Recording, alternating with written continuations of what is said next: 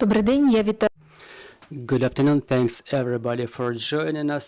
Ukraine Media Center Ukrinform continues its operation, and we're in today 243 of a fight for freedom, and we'll talk about the situation in the Donetsk region. And we're having Пане Павло, Pavlo Kyrylenko, the military governor of the Donetsk region, with us.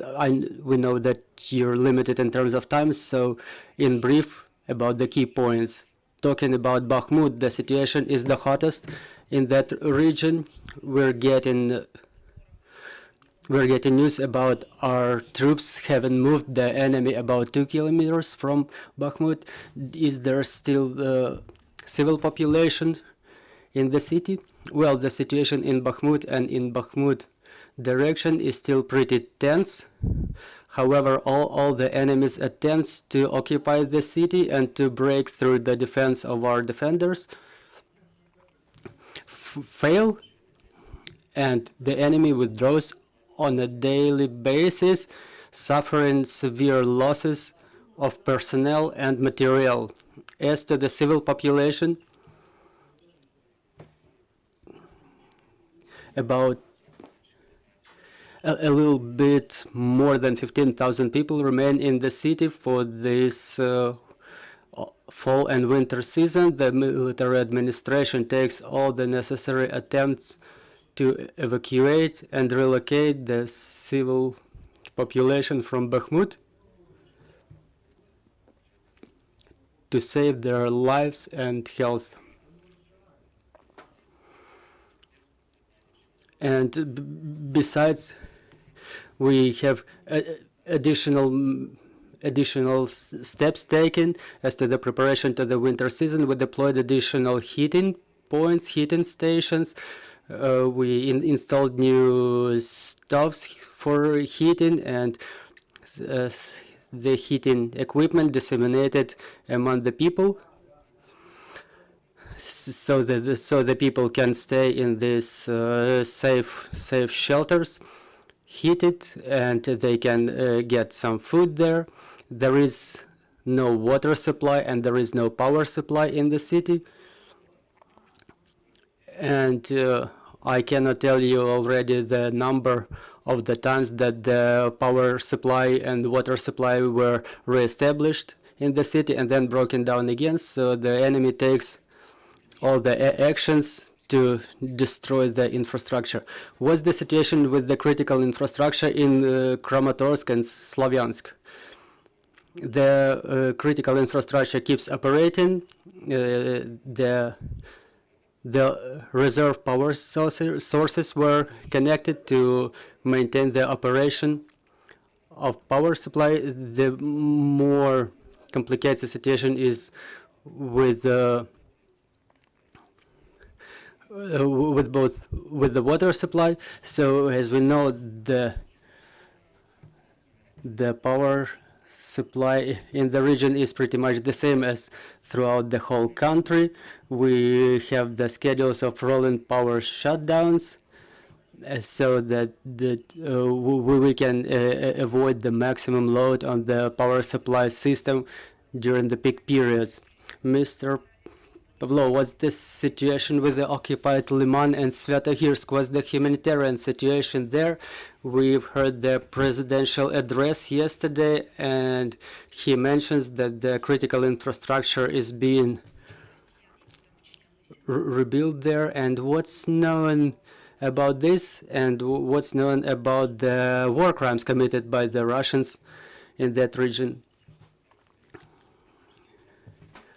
The government administration already reestablished its operation in the occupied Liman and Svetohirsk. The community of Liman includes about 40 small villages, and the humanitarian situation is being stabilized there. About 96% of the population received the food supplies and water supplies. And in Svetohirsk community as well, the situation is being stabilized. The the hygienic sets and the food supplies are being disseminated among the people. The International Organization of Migration completes its mission in the region, and however, we still have people there who refuse to leave the area no matter the conditions. And for those people, we deploy the heating stations where they can get heated during winter period, where can they get hot food, some hot drinks. However, the enemy attempts still to shell the area on a daily basis. We pay our most attention to maintaining the normal operation of the civil infrastructure for those who refuse to leave the area, to provide them with the warm clothes for both adults and the kids. The ATMs of state-controlled banks resumed their operation in both Svetogirsk and Liman communities. The dissemination of the food products is taking place in the designated areas, as well as the dissemination of humanitarian sets, hygienic sets. Now, this centralized system of government aid is systematized, and we take all the reasonable actions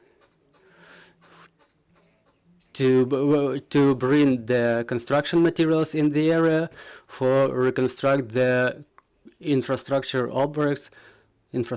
objects, to get them rebuilt in the soonest manner possible. Mr. Pavlo, we know that our investigators were working in the region on exhumation. What are the news in this regard?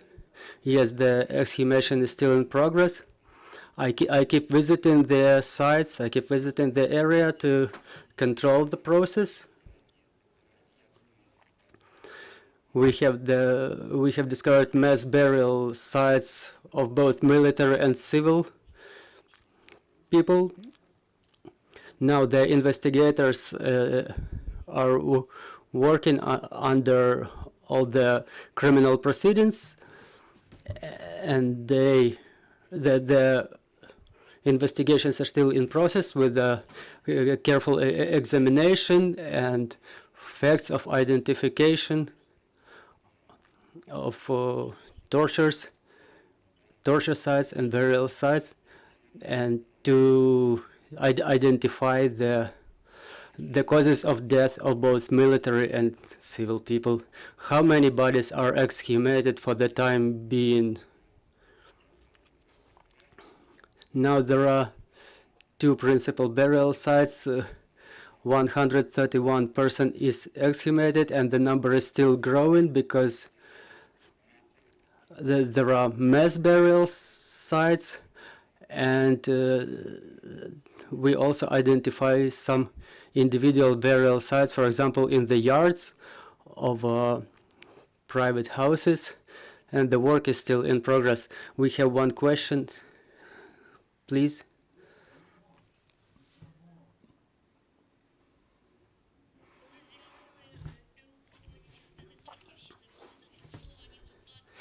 As the areas of Kharkiv region were liberated, we recorded the cases of collaboration of the clerisy with the occupants. Do you know of any cases alike in the Donetsk region? Thank you for the question. The first step to be taken in Svetogirsk and Liman after liberation were taken by the security service in Ukraine, and under their investigations and criminal proceedings on collaboration, there were facts of collaboration among the clerisy identified, and now all the prosecutors professional actions are being taken in this regards as to the confirmed facts of collaboration among clearly. Mr. Pavlo, thank you very much for finding time to join us. Dear colleagues, I will remind you we had Pavlo Kyrylenko, the military governor of the Donetsk region. Our next briefing is at 14:30. We will talk to Andriy Klimenko, the head of monitoring group of the Institute for Black